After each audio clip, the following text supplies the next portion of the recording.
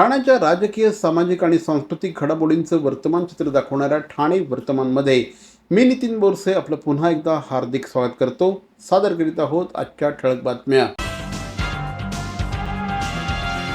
सर्वपक्षीय बैठकीत चर्चा करून मंजूर झालेल्या विषयांवर महासभेमध्ये विरोध करणं योग्य नसल्याची भूमिका ठाण्याच्या महापौर शर्मिला पिंपळकर यांनी व्यक्त केली. महापौर दालनात झालेल्या पत्रकार परिषदेत त्यांनी सर्व पक्षांनी राजकारण बाजूला ठेवून ठाणे शहराच्या विकासासाठी एकत्र काम करण्याचं आवाहन केलं. महासभेपूर्वी सर्वपक्षीय गटनेत्यांची बैठक घेऊन अजेंड्यावरील प्रत्येक विषयावर चर्चा केली जाते. त्यामुळे बैठकीत एक भूमिका आणि महासभेमध्ये दुसरीच भूमिका घेणं जनतेमध्ये संभ्रम निर्माण करणार असल्याचं महापौरांनी सांगितलं. करवाढीचा निर्णय नागरिकांवर अतिरिक्त भार टाकण्यासाठी नसून महापालिकेला विकासासाठी आवश्यक म्हणून महसूल मिळवून देण्यासाठी घेण्यात आल्याचं सभागृह नेते हनुमंत जगदाळे यांनी स्पष्ट केलं. महापालिकेचं वार्षिक महसुली उत्पन्न 1600 कोटी रुपयांपर्यंत नेण्याचं उद्दिष्ट आहे. यासाठी थकबाकी वसुली तसंच नवीन मालमत्तांवर कर आकारणी आणि व्यावसायिक मालमत्तांना योग्य कर आकारणीचे उपाय करण्यात येणार असल्याचं महापौरांनी सांगितलं.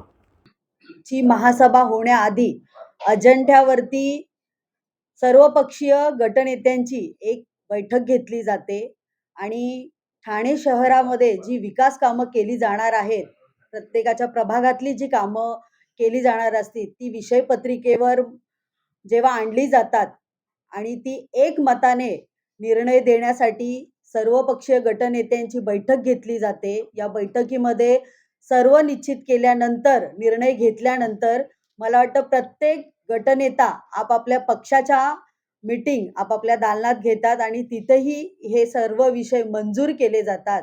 आणि त्यानंतर जर विरोधकांचा हा असा विषय असेल की आपण मंजूर एक करतोय आणि जर नंतर महासभेमध्ये तुम्ही वेगळं विषय तिथे मांडता, तर हे खूप चुकीचं आहे.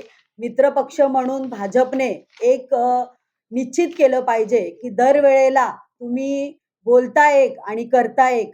तर कुठेतरी स्वतःला तुम्ही आधी एक्सप्लेन करा, स्वतःला आधी निश्चित करा की कुठले विषय आपण सर्वपक्षीय मीटिंगमध्ये निश्चित करतो आणि महासभेमध्ये आपण त्या एका कुठल्या तरी विषयावर उठाव करतो. ज्या पद्धतीने मला वाटतं पहिलीच महासभा त्या लोकांनी अशाच पद्धतीने केली होती. दुसरी महासभा त्याच पद्धतीने केल्यानंतर सर्वप्रथम असं होतं की प्रत्येक गट मीटिंग प्रत्येक पक्षाची व्हायची. पण मी नंतर असं ठरवलं की आपण सर्वपक्षीय गट मीटिंग घेऊया. त्याच्यामध्ये सर्व अजेंड्यावर आलेले जे विषय ते मंजूर करून सर्वांसमोर एक बहुमताने करूया आणि नंतर महासभेमध्ये ते विषय प्रत्येक गटनेता आपापल्या नगरसेवकांना ते सांगेल. आणि हे असताना सुद्धा दरवेळेला जर अशाच प्रकारची भूमिका मित्रपक्ष भाजप जर करत असेल तर ते चुकीचं आहे. कल्याण शिळफाटा रस्ता रुंदीकरणाच्या कामातील महत्त्वाचा अडथळा दूर झाला असून प्रकल्प बाधित भूमिपुत्रांना महाराष्ट्र राज्य रस्ते विकास महामंडळाकडून 138 कोटी 45 लाख रुपयांचा मोबदला देण्याचा निर्णय घेण्यात आला आहे. मंगळवारी खासदार डॉक्टर श्रीकांत शिंदे यांच्या प्रमुख उपस्थितीत प्रकल्प बाधितांना मोबदला पत्र देण्यात आलं. कल्याण शिळफाटा मार्गाचं 6 पदरीकरण आणि काँक्रिटीकरण सुरू असून भूसंपादनाच्या मोबदल्याच्या प्रश्नामुळे काही ठिकाणी काम रखडलं होतं. हा प्रश्न गेल्या 35 वर्षांपासून प्रलंबित होता. खासदार डॉक्टर श्रीकांत शिंदे यांनी राज्य सरकार आणि संबंधित विभागांकडे सातत्याने पाठपुरावा केला. कल्याण ग्रामीणचे आमदार राजेश मोरे यांनीही प्रशासकीय पातळीवर प्रयत्न केले. आता मोबदल्याचा प्रश्न सुटल्याने रस्त्याच्या कामाला वेग येण्याची शक्यता आहे. काम पूर्ण झाल्यानंतर कल्याण, डोंबिवली, अंबरनाथ, बदलापूर, ठाणे, नवी मुंबई आणि मुंबईकडे जाणाऱ्या वाहन चालकांना दिलासा मिळणार आहे. ठाणे महानगरपालिकेने क्लस्टर डेव्हलपमेंटसाठी विशेष कंपनी स्थापन करण्याचा घेतलेला निर्णय आणि महासभेचे थेट प्रक्षेपण न करण्याच्या मुद्द्यावर राष्ट्रवादी काँग्रेस, शरदचंद्र पवार पक्षाने आक्रमक भूमिका घेतली. पक्षाचे जिल्हाध्यक्ष मनोज प्रधान यांनी पत्रकार परिषदेत प्रशासनावर गंभीर आरोप केले. क्लस्टर प्रकरणातील महत्त्वाचे निर्णय नागरिकांच्या लक्षात येऊ नयेत म्हणून करवाढीचा मुद्दा पुढे केला जात असल्याचा आरोप त्यांनी केला. क्लस्टरसाठी सुमारे 12चा FSI दिला जाणार असल्याची माहिती देत एवढ्या मोठ्या प्रमाणावर बांधकाम झाल्यास ठाण्याच्या पाणी, रस्ते आणि सांडपाणी व्यवस्थेवर मोठा ताण येईल असा इशारा प्रधान यांनी दिला. महापालिकेने याबाबत श्वेतपत्रक काढावी अशी मागणी देखील करण्यात आली. क्लस्टरचं काम तातडीने थांबावं अशी मागणी करत पुढील आठवड्यात पक्षाच्या वतीने क्लस्टर कार्यालयावर मोर्चा काढण्यात येणार असल्याचं देखील यावेळी सांगण्यात आलं. क्लस्टरनी माझं एवढंच नक्की म्हणणं आहे की ठाणे शहरातले जे लोक आहेत त्यांचे प्रॉब्लेम वाढवणारं आहे. कारण काय, ज्या सुविधा आपण आहेत त्या नागरिकांना देऊ शकत नाही, त्याच्या पाचपट लोक या ठाणे शहरात आल्यावर काय होणार आहे हे तुम्ही समजू शकता. ठाण्याच्या नागरिकांच्या हिताचं जर मी बोलत असेन आणि माझ्यावर टीका होत असेल तर ती मला बिलकुल खपून घेईन मी ते. मला काही हरकत नाही. मी पुन्हा एकदा सांगतो, आमच्या विरोधी पक्ष नेत्यांनी आणि गटनेता जो माझ्या बाजूला बसला आहे, ही पण माझी नगरसेविका आहे, यांनी विरोधच केला आणि त्यांनी स्पष्ट म्हटलं की आम्ही दिलेल्या सूचनेनुसार, आणि आम्ही सूचना दिल्यात ना. भवानी ज्वेलर्स ठाणे, पारंपरिक आणि आधुनिक दागिन्यांचा अप्रतिम संगम. प्रत्येक स्त्रीची पहिली पसंती भवानी ज्वेलर्स ठाणे. नक्की भेट द्या. CP Goenka International School, nurturing talent at young age for scholastics, sports and performing arts in global perspective.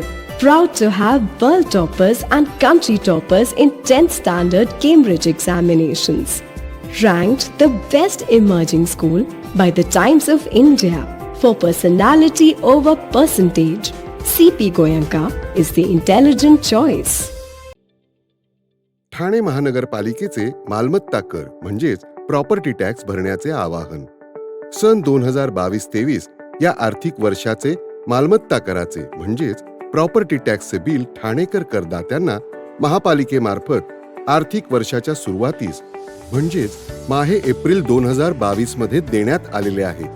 तथापि अद्यापही काही करदात्यांनी मालमत्ता कर महापालिकेकडे जमा केलेला नाही. सध्या आर्थिक वर्षाचा अंतिम टप्पा सुरू झाला आहे. मालमत्ता कर वसुलीसाठी महापालिकेतर्फे कडक कारवाई हाती घेण्यात आली आहे. या अंतर्गत जंगम मालमत्ता, टीव्ही, फ्रीज, वाहन व इतर जप्त करणे तसेच स्थावर मालमत्ता वॉरंट बजावून जप्त करण्यात येत असून मालमत्तेचा जाहीर विक्रीद्वारे लिलाव करून कराची रक्कम वसूल करण्यात येत आहे. मालमत्तेस पाणी पुरवठा करण्यात येणारे नळ संयोजन खंडित करण्यात येत आहेत. त्याचप्रमाणे थकीत मालमत्ता करावर 2% व्याज आकारले जात असल्याने भरावयाची रक्कम वाढत आहे. आपला मालमत्ता कर propertytax.thanecity.gov.in या लिंकद्वारे तसंच गुगल पे, फोन पे, पेटीएम याद्वारे ऑनलाईन पद्धतीने करण्याची सुविधा उपलब्ध करून दिली आहे. शनिवार, रविवार व सार्वजनिक सुट्टीच्या दिवशी नागरिकांना मालमत्ता कर भरणे सोयीचे व्हावे याकरता महापालिकेचे मालमत्ता कर संलग्न कार्यालय या दिवशी कार्यान्वित ठेवण्यात आलेले आहे. तरी मालमत्ता कर वसुलीची अप्रिय कारवाई टाळण्याच्या दृष्टिकोनातून मालमत्ता कर भरून महापालिकेस सहकार्य करावे. धन्यवाद. दादा, दात घासताय ना, मग पाणी का वाया घालवताय? ताई, भांडी घासा नाहीतर फोन पहा, पण नळ का चालू ठेवलाय? अंघोळ झाली ना करून, मग शॉवर चालूच. कपडे धुताय पण पाणी वाया जात आहे, त्याचं काय? गाडी अशी धुताय आणि उद्या पाणी कायमचं संपलं तर? पाण्यासाठी किती जणांची वणवण होते. कित्येक कुटुंबांना तर पाणी मिळतही नाहीये. पाणी बोलत नाही, पण आपण त्याची किंमत जाणली पाहिजे. पाण्याचा अपव्यय टाळा, परिस्थिती भीषण होऊ शकते.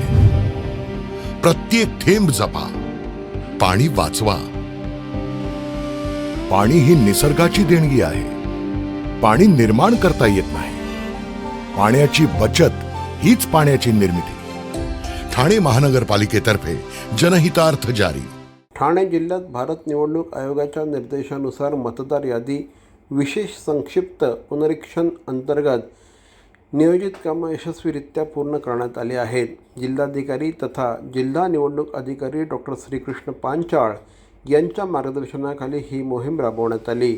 उपजिल्हा निवडणूक अधिकारी वैशाली माने यांच्या समन्वयातून कामाला गती मिळाली आहे. जिल्ह्यातील 6,894 मतदार यादी भागांसाठी 6,894 BLO नियुक्त करण्यात आले होते. सर्व BLOंचे प्रशिक्षण पूर्ण करून त्यांना क्षेत्रीय कामासाठी सज्ज करण्यात आलं होतं. जिल्ह्यातील 74,50,515 मतदारांचं 100% EF करण्यात आल्याचं या सांगण्यात आलं आहे. क्षेत्रीय पातळीवर डिजिटायझेशनचं कामही वेगाने सुरू असून आत्तापर्यंत 45,88,756 म्हणजे 61.59% काम पूर्ण झालं आहे. महामेट्रोच्या माचीवाडा येथील कार्यालयात इडन वुड्स रहिवाशांच्या शिष्टमंडळाची महामेट्रोच्या अधिकाऱ्यांसोबत बैठक झाली. खासदार नरेश म्हस्के यांच्या उपस्थित झालेल्या या बैठकीत रिंग मेट्रोच्या प्रस्तावित मार्ग बदलासह स्थानकाच्या जागेत बदल करण्याबाबत सविस्तर चर्चा करण्यात आली. नागरिकांच्या मागण्यांचा गांभीर्याने विचार करून योग्य तो निर्णय घेण्याची मागणी रहिवाशांनी केली. खासदार नरेश म्हस्के यांनी नागरिकांच्या समस्या संबंधित अधिकाऱ्यांपर्यंत पोहोचवून त्यावर तोडगा काढणं ही लोकप्रतिनिधी म्हणून आपली जबाबदारी असल्याचं सांगितलं. उपमुख्यमंत्री एकनाथ शिंदे यांच्या निर्देशानुसार नागरिकांना त्रास होणार नाही आणि शहराचा विकासही सुरळीत होईल अशा समन्वयाने मेट्रोचं काम करण्याचं आवाहन केलं. अधिकाऱ्यांनी देखील नागरिकांच्या सूचना आणि तक्रारींचं निराकरण करण्याचं आश्वासन दिलं आहे. गडकरी रंगायतन येथे महाराष्ट्राचे वनमंत्री तथा पालघर जिल्ह्याचे पालकमंत्री गणेश नाईक यांच्या प्रमुख उपस्थितीत आयोजित जनता दरबाराला ठाणेकर नागरिकांनी उत्कृष्ट प्रतिसाद दिला. मोठ्या संख्येने उपस्थित नागरिकांनी आपल्या परिसरातील विविध समस्या, अडचणी आणि विकास कामांशी संबंधित प्रश्न थेट मांडले. नागरिकांनी मांडलेल्या प्रश्नांची दखल घेत संबंधित विभागांशी समन्वय साधून तातडीने कारवाई करण्याबाबत यावेळी चर्चा करण्यात आली. जनता दरबाराला भाजप प्रदेश सरचिटणीस आणि आमदार निरंजन डावखरे, माजी खासदार डॉक्टर संजीव नाईक यांच्यासह भाजप आणि इतर पक्षांचे नगरसेवक, नगरसेविका आणि पदाधिकारी उपस्थित होते.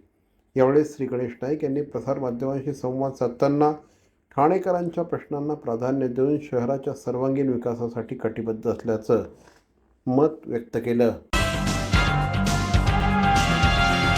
तर मंडळी, या होत्या आजच्या ठळक बातम्या. ठाणे वर्तमानमधून आम्ही ठाण्याच्या राजकीय, सामाजिक आणि सांस्कृतिक घडामोडींचं वर्तमान चित्र दाखवण्याचा प्रयत्न करतोय. अर्थातच आपल्या सहकार्याची गरज आहे, तेव्हा आमच्याशी जरूर संपर्क साधा. आमचा पत्ता आहे Dadoji Konde stadium, shop number 16, Khattan road, Thane पश्चिम.